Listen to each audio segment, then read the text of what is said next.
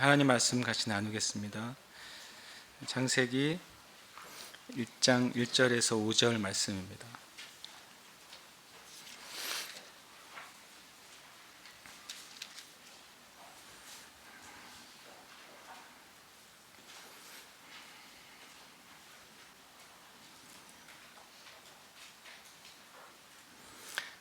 같이 함께 창세기 1장 1절에서 5절 말씀 함께 읽겠습니다.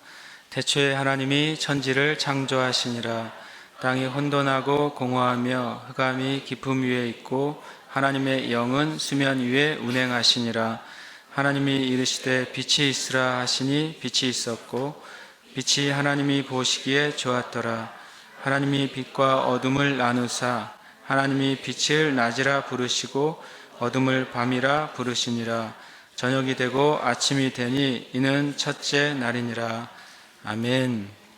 할렐루야. 아멘. 우리가 1월 1일 이 첫날 제가 말씀을 누가복음 12장을 하고 싶었으나 또 첫날 우리가 새롭게 또 시작되는 해에 우리가 새로운 주님의 말씀을 우리가 받고 싶은 마음이 있었습니다. 그리고 창세기는 말이 세상이 열리는 기록이잖아요. 그리고 또 주님께서 모세를 통해서 계시를 통해서 알게 하신 말씀입니다. 우리가 아는 것처럼 출애굽기는 모세가 살아있는 동안에 또 모세가 경험한 것을 바탕으로 기록될 수 있었어요. 그러나 창세기는 물론 이스라엘 백성들의 그 선대로부터 내려오는 이야기들을 알고는 있지만 이렇게 창세기의 아주 자세한 기록들을 사람이 알 수는 없었죠, 물리적으로. 그러나 하나님께서 모세에게 이 놀라운 계시를 통해서 실은 과거가 계시되는 그 주님의 은혜를 허락해 주셨고, 그것을 통해 모세가 실은 창세기 처음부터를 우리에게 기록해 주고 있어요. 특별히 창세기 1장 1절은 태초에 하나님이 천지를 창조하시니라. 실은 이 말에 진심으로 동의하는 사람이 그리스도인이죠. 그죠? 이 말을 다른 생각과 또 다른 방식으로 이해하는 것은 실은 그리스도인이 실은 아닌 것이죠. 결국에는 이 말 한마디가 실은 교회의 그 진리를 결정하는 것 같아요. 교회는 모든 진리를 결정하는 말이 태초에 하나님이 천지를 창조하시니라 이 말이에요. 한번 따라해 보시겠어요? 베레시트 바라 엘로임 에트 하샤마임 웨에트 하레츠. 이거를 뭐 잘 멋있게 암송하려면 우리 권사님 해주셔야 되는데 우리 권사님 섬기시는 하샤마임 갤러리가 여기서 나온 단어예요. 베레시트가 창조하셨다라는 뜻인데 바라라는 단어에서 나왔어요. 그런데 이게 창조했다라고 하는 단어, 무엇을 만들다고 하는 단어가 성경에는 4단어가 있습니다. 바라가 있고 아사가 있고 빠나가 있고 야차르라는 단어가 있어요. 다 몰라도 되긴 해요. 그런데 한 가지는 기억하셔야 돼요. 창세기 1장 1절에 나온 이 바라라는 단어는 하나님만에게만 사용되는 단어예요. 나머지 만들다고 하는 3가지 단어들은 다 다른 의미를 가지고 있어요.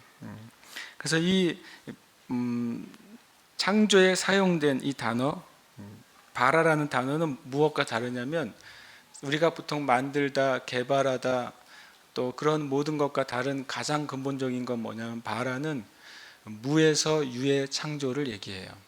다른 모든 것들은 재료가 있는 상태에서 창조를 말합니다. 다른 모든 단어들은 이미 갖춰져 있는 것들을 조직하는 개념으로 창조를 얘기해요. 그러나 하나님에게만 바라라는 단어를 써요. 하나님만 아무것도 없는 무의 상태에서 세상을 만드셨다라고 할 때 하나님에게만 사용되는 단어가 이 베레시트예요. 바라예요. 베레시트가 아니라 태초가 베레시트예요. 베레시트는 주님이 태초는 모든 것의 시작에서 주님이 창조를 시작하셨다고 말씀하세요. 그리고 한 가지 우리가 상식적으로 알았으면 하는 단어가 엘로힘인데요. 엘로힘이 창조주 하나님인데, 엘로힘이란 단어가 그 자체가 복수로 되어 있어요. 복수와 단수가 뭔지 아시죠? 복수는 하나 이상을 말하는 것이고 단수는 하나를 얘기해요.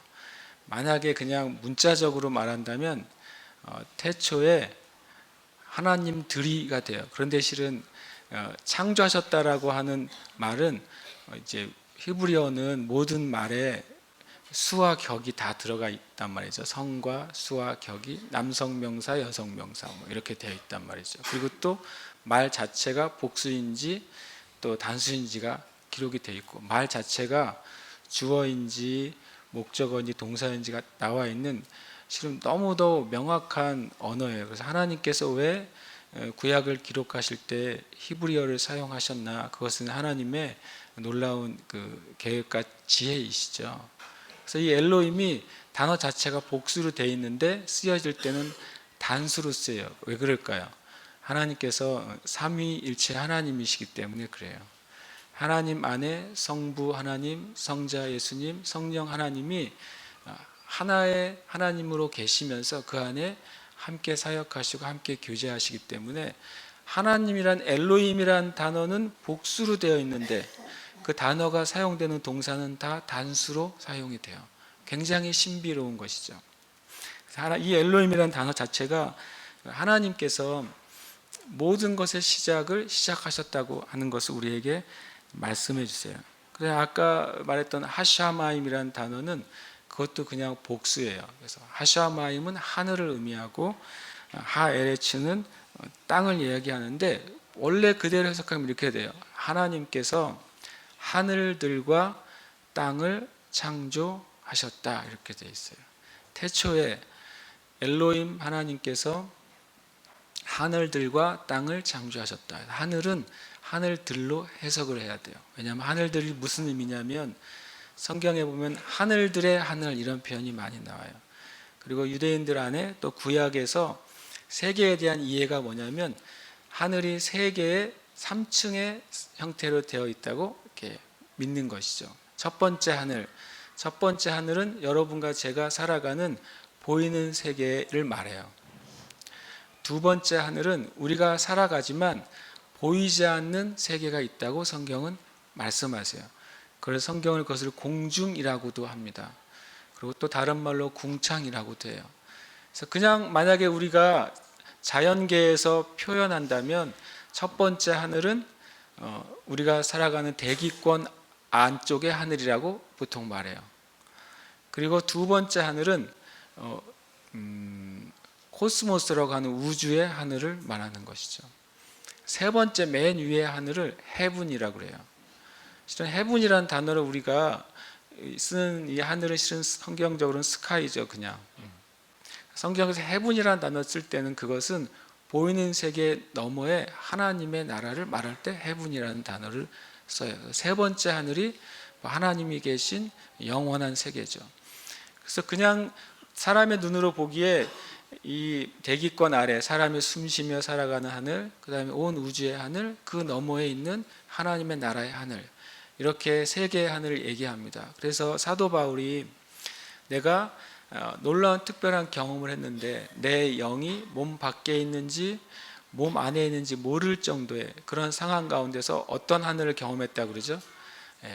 세 번째 하늘, 3층 천을 경험했고 사람으로 이루 말할 수 없는 하나님의 세계를 듣고 보았다고 이렇게 말하는 것이죠. 그러나 이제 초대교회 이후에 또 특별히 성경에 쓰여진 마지막 계시록에 주님이 이런 말씀하세요. 세례 요한을 향해서, 사도 요한을 향해서 뭐라고 말씀하시냐면 하늘에서 주님이 이 땅에 있는 사도 요한을 초청을 하는데 와 보라라고, 그 다음에 올라오라라고 말씀하시면서 이 땅에 살아있는 사도 요한이 하나님의 세계를 경험하도록 허락해 주세요. 그리고 예수님께서 이제 선지자와 율법은 세례 요한까지라고 말하고 그 뒤로는 뭐라고 말하냐면 각자 하나님의 나라를 침노할 수 있게 됐다라고 말하는 것입니다. 하나님께서 이 땅에 있는 그리스도인들에게는 이 하늘들 하샤마임의 하나님의 영역까지를 이제는 허락해 주셨어요. 우리가 믿음 안에서 또 성령님의 그 은혜 안에서 우리가 하나님의 나라를 경험할 수 있도록 이 초대교회 이후에 하나님께서 문을 열어주신 것이죠. 그래서 이 창세기 1장 1절에서 5절을 뭐 제가 다 하나씩 뭐 원어 이야기를 하려고 하는 건 아니고, 우리 믿음 안에 이 단어가 너무 중요하다는 것을 나누고 싶었어요. 우리 믿음 안에서 하나님이 천지를 창조하셨는데 그 안에 여러분과 저도 포함되어 있는 거예요. 그리고 그 안에는 단순히 물건과 물질이 창조했을 뿐만 아니라 여러분과 저의 인생도 창조하셨어요. 여러분과 저를 향한 하나님의 목적도 창조하셨어요. 창조는 물질의 창조뿐만 아니라 온 우주와 보이는 세계와 보이지 않는 세계 전체에 대한 하나님의 창조이십니다. 제가 아는 한 선교사님이 주님을 되게 알고 싶었는데 하나님을 알고 싶었대요. 그런데 하나님이 믿어지지는 않더래요. 선교사가 되기 전이죠. 원래 배를 탔던 분이었는데 하나님에 대해서 알고는 싶은데 믿어지지는 않는 거예요. 근데 아무리 노력을 해도 믿어지지가 않더래요. 그래서 어느 날 이렇게 기도가 아닌 기도를 하셨대요. 내가 이것이 나의 마지막 항해인데 이 항해 때 하나님을 만나게 해주시면, 하나님이 살아있는 것을 알게 해주시면 내가 하나님을 믿겠다. 그런데 만약에 내가 이번 항해에서 하나님이 살아계신 것을 내가 모르게 되면 영원히 당신을 믿지 않겠다고 얘기를 했대요. 재밌죠. 재밌는 분인데 이분이 그래서 이 큰 배에 기관실에서 성경을 펼쳤다는 거예요. 성경을 펴서 이제 한번 읽어보고, 성경 마지막까지 한번 읽어보고 하나님이 안 계시면 이제는 끝내야지. 그리고 성경을 펼치고 창세기를 펼쳤겠죠, 당연히.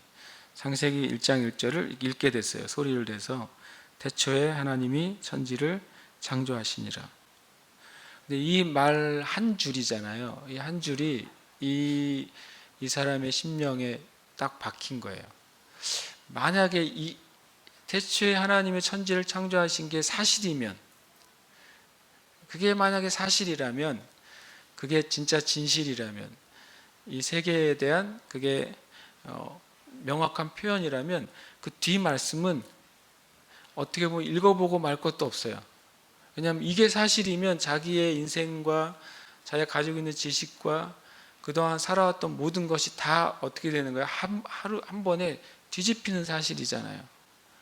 하나님이 창조하셨다는 것이 사실이면 내가 그동안 행했던 모든 것에 대한 기준이 완전히 바뀌는 거잖아요. 그래서 이분이 이 말씀 하나 앞에서 멈추게 됐대요.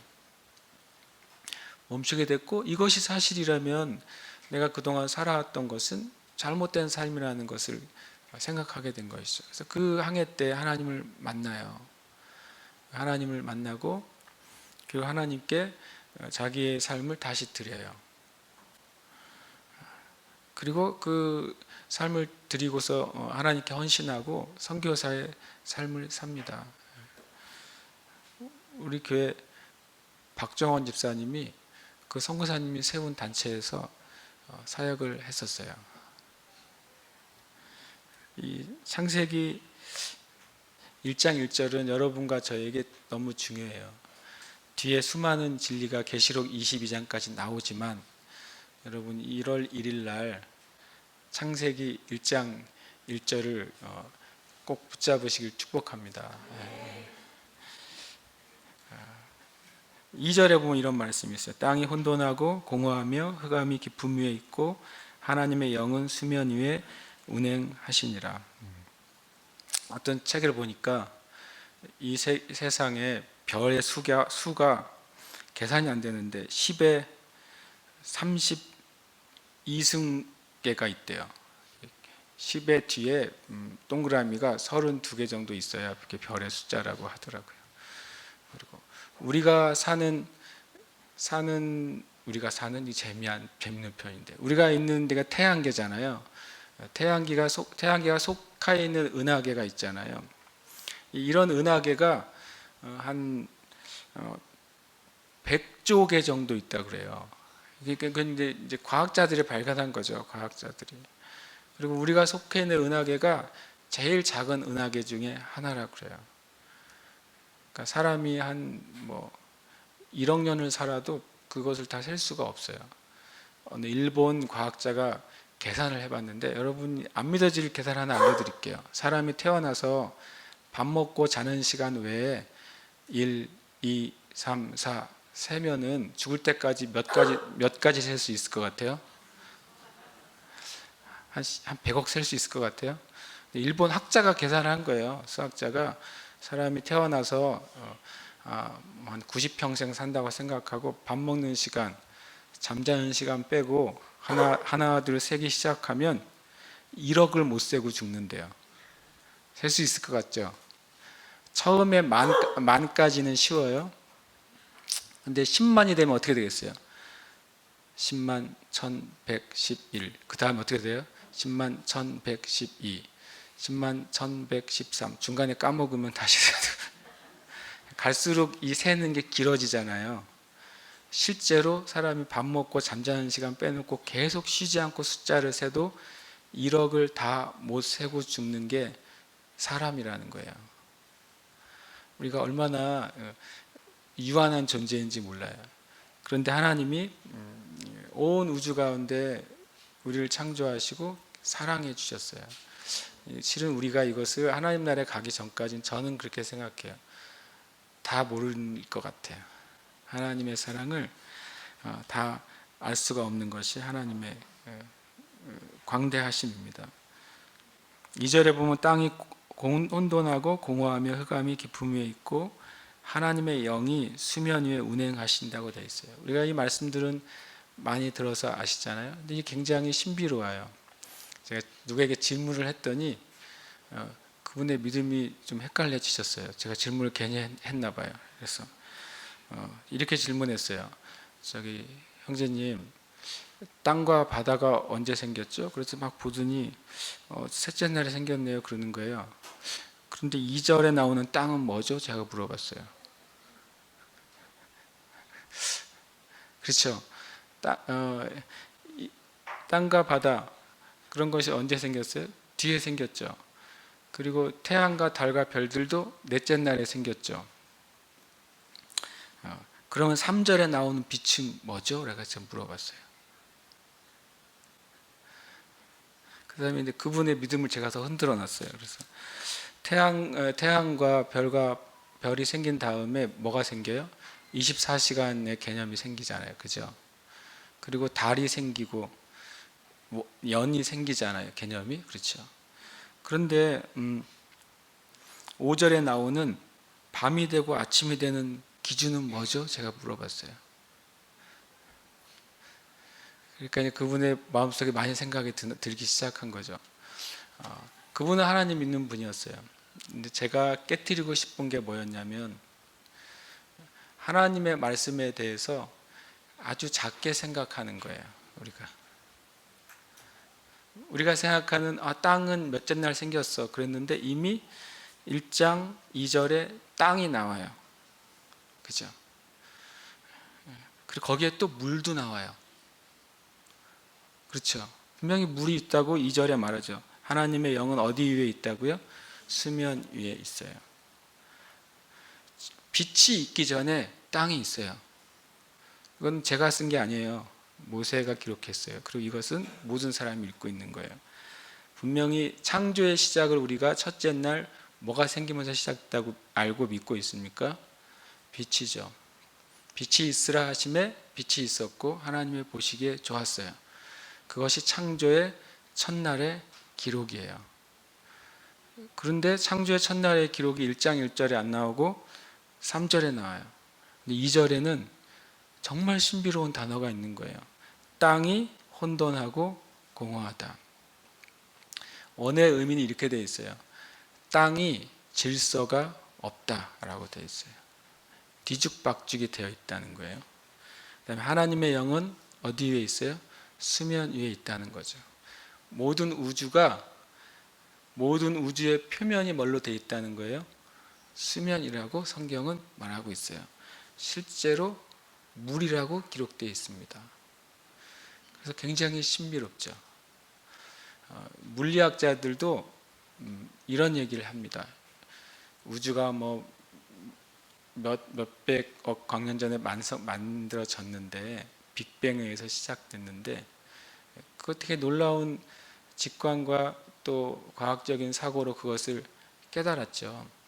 근데 그 전의 이야기를 못하는 거예요. 빅뱅이 있기 전에 어떤 물질이 있었길래 빅뱅이 됐냐는 거죠.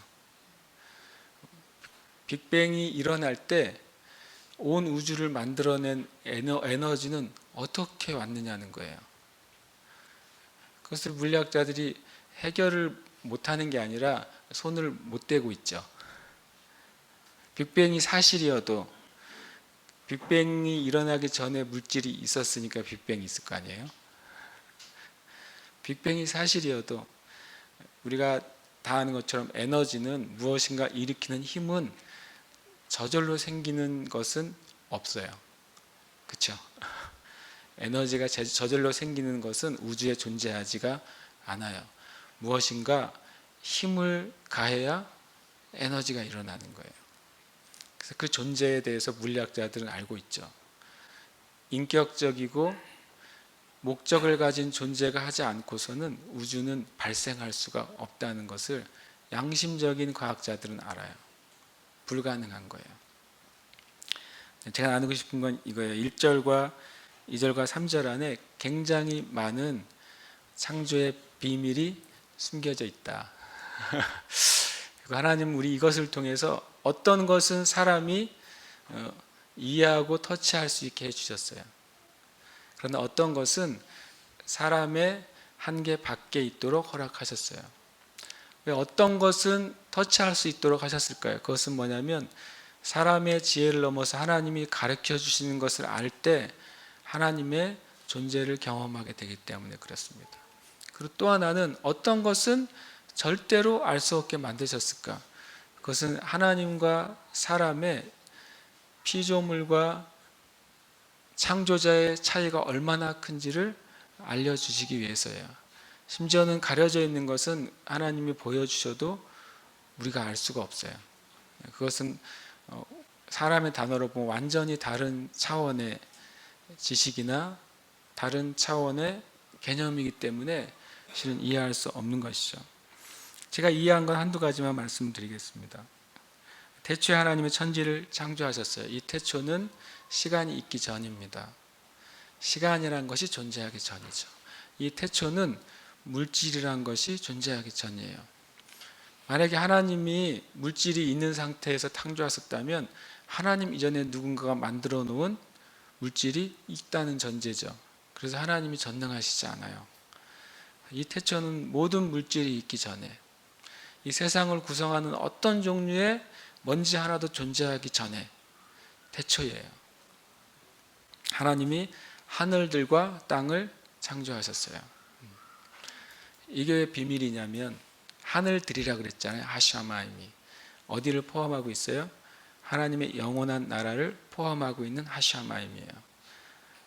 지상과 보이지 않는 세계와 영원한 하나님의 나라는 하샤마임이라는 단어가 품고 있어요. 주님이 먼저 창조하신 것이 그거예요. 하늘들 그리고 물질들을 창조하셨어요. 이것이 창세기 1장 3절 이전에 일어난 일이에요. 그렇죠? 창세기 1장 3절 전에 빛이 있기 전에 이 일이 일어나지 않으면 아무것도 생길 수가 없어요. 저는 신학을 얘기하는 게 아니라 성경을 얘기해 드려요. 그 창조 이후에 온 세상이 혼돈과 공허와 흑암의 깊음 가운데 존재하게 됐어요. 질문 하나 할게요. 하나님은 흑암의 하나님이십니까? 아니죠. 하나님은 빛이세요. 하나님은 무엇이다. God is 땡땡 이렇게 나온 문장이 3개가 있어요. 성경에. 하나님은 영이세요. God is spirit이에요. 그 다음에 하나님은 사랑이세요. God is love예요. 그 다음에 하나님은 빛이세요. God is light. 하나님의 본질을 적어 놓은 문장은 성경에 3가지예요. 그래서 하나님은 영이시고 사랑이시고 빛이세요. 사랑은 하나님의 성품이 아니에요. 하나님의 본질이에요. 빛도 하나님의 성품이 아니에요. 하나님의 본질이에요. 영도 하나님의 어떤 것이 아니라 하나님의 본질이에요. 그리고 그 영이시고 빛이시고 사랑이신 분으로부터 거룩함이 흘러나오는 것입니다. 영이시고 빛이시고 사랑이신 하나님으로부터 창조의 능력이 흘러나오는 거예요. 그게 하나님의 본질이에요. 그분은 그래서 그분 안에는 뭐가 없어요? 혼돈이 없습니다. 그분 안에는 공허함이 없습니다. 제 말이 맞죠? 그분 안에는 흑암이 없습니다. 그리고 없어야만 됩니다. 그렇죠? 하나님 안에 만약에 흑암이 있고 그에게 혼돈이 있고 그리고 공허가 있다면 하나님이 아니세요. 성경은 하나님은 온전히 빛 가운데 거하시고 온전히 영광 가운데 거하신다고 말을 하고 있어요. 그렇죠? 그럼 2절은 어떻게 그것이 가능할까요? 하나님이 창조하신 세계가 왜 혼돈과 공허와 흑암이 가능할까요? 그래서 1절과 2절 사이에 사건이 있었기 때문에 그렇습니다. 창세기 1장 최초에 하나님이 하샤마임 온 하늘들과 천지를 창조하셨을 때는 완벽한 창조입니다. 하나님의 창조가 불완전한 것이 있습니까? 없죠. 또 하나님의 창조가 불완전해서도 안 되죠. 하나님의 창조가 불완전할 리도 없죠.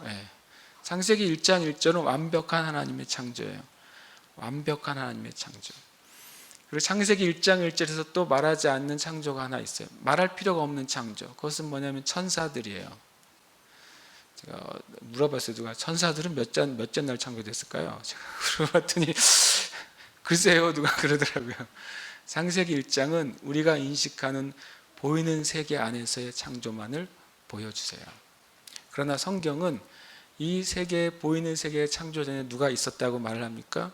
천사들이 창조되었다고 성경은 기록하고 있어요. 그리고 그 천사들 중에는 누가 또 있어요? 타락한 루시퍼가 창조되었다고 말하고 있어요. 그렇죠? 천사들이 먼저 창조됐고 그 중에 루시퍼가 타락했으니까 창세기 3장에서 누구를 유혹할 수 있어요? 아담과 하와를 유혹할 수 있겠죠. 순서상으로 맞죠? 그 보이지 않는 세계의 영적인 존재들, 온 우주에 있는 영적인 존재들은 창세기 1장 1절에서 창조된 것이 분명합니다. 그렇죠? 첫째 날 창조되지 않았습니다. 빛이 창조될 때 천사들이 창조되지 않았습니다. 먼저 존재했어요. 창세기 1장 1절과 2절 사이에 일이 벌어졌어요. 하나님 완전한 창조 세계 안에 혼돈과 공허와 흑암이 있어서 하나님의 영이 그 혼돈과 공허와 흑암을 싸고 계셔야 될 사건이 일어났어요. 그것이 루시퍼의 타락이고 그로 말미암아 하나님의 피조 세계의 질서가 깨어졌어요. 그래서 하나님은 그 다음에 일을 하시는 것입니다. 루시퍼가 어디로 쫓겨났습니까? 어디로 쫓겨났습니까? 피조 세계로 쫓겨났어요. 피조 세계 안에 갇혀졌어요. 성경은 그렇게 말합니다. 이사야서에서 그가 하늘에서 떨어졌다라고 말씀하세요. 이 피조 세계에 루시퍼가 들어오면서 피조 세계가 질서를 잃게 돼요. 혼돈과 공허와 흑암이 있게 됩니다. 하나님 이것을 그대로 두실 수가 없으시죠. 하나님의 영원한 계획 안에는 누가 있습니까? 여러분이 있거든요. 하나님의 영원한 계획, 창세기 1장 1절 창조의 계획 안에는 여러분과 제가 있어요. 근데 루시퍼가 망쳐놨어요. 하나님은 그렇다고 그 계획을 바꾸십니까? 하나님은 그러신 분이 아니에요. 영원하신 하나님의 지혜와 계획 안에서 하나님의 일이 진행돼요. 하나님의 성령님이 온 피조 세계를 감싸고 계십니다. 하나님의 영은 수면 위에 운행하시니라. 운행하시니라는 단어가 호버링이라는 영어 표현을 씁니다. 호버링은 뭐냐면 헬리콥터가 하늘에 떠 있죠. 모든 날아다니는 것 중에 멈춰 있을 수 있는, 지금까지는 멈춰 있을 수 있는 게 뭐가 있냐면 헬리콥터만 있었는데 요즘은 또 하나가 생겼어요. 뭐가 생겼죠? 네? 드론이 생겼어요. 멈춰 있을 수 있는 존재가 드론이 생겼어요. 근데 실은 하나님 피조 세계에 이미 존재하는 게 있어요. 멈춰 서 있는 존재가 뭔지 아세요? 잠자리요. 잠자리는 멈춰 있을 수 있어요. 벌새 멈춰 있을 수 있어요. 날아다니면서 멈춰 있을 수 있어요. 모든 이 땅에 존재하는 것은 먼저 하나님 안에서 존재하는 것이에요. 호버링이 뭐냐면 한 지점을 놓고 그 주변을 돌면서 그 주변을 감싸고 있는 것이 호버링이에요. 헬리콥터가 한 장소에 떠서 그곳을 계속 돌고 있는 것이 호버링이에요. 또 하나는 암탉이 계란을 낳고서 그 계란을 속에 품고, 암탉이 계란을 품고 가만히 있는 게 아니라요, 시간마다 이 계란을 돌려요. 왜냐하면 자기의 체온이 골고루 퍼지게 하기 위해서. 하나님의 참 놀라운 섭리죠. 뱃속에 가만히 있는 것 같지만 조금씩 계란을 돌리면서 암탉의 체온이 이 계란 전체 안에 전달되게 합니다. 그래서 때가 되면 거기서 생명이 나오는 거예요. 호버링이 그것입니다. 하나님의 성령께서 온 우주를 감싸고 계시면서 그 우주 안에 하나님의 질서가 잡히도록 보호하고 계세요. 주님의 성령님의 보호 안에 있을 때 이제 하나님께서 거기에 뭘 명령하십니까?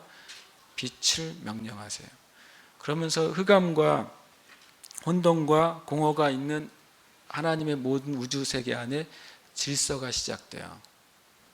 그러면서 궁창과 또 이 세상이 나뉘어지고 바다와 육지가 나뉘어지고 또 바다의 생물들이, 육지의 생물들이, 하늘의 생물들이 이렇게 채워지는 거예요.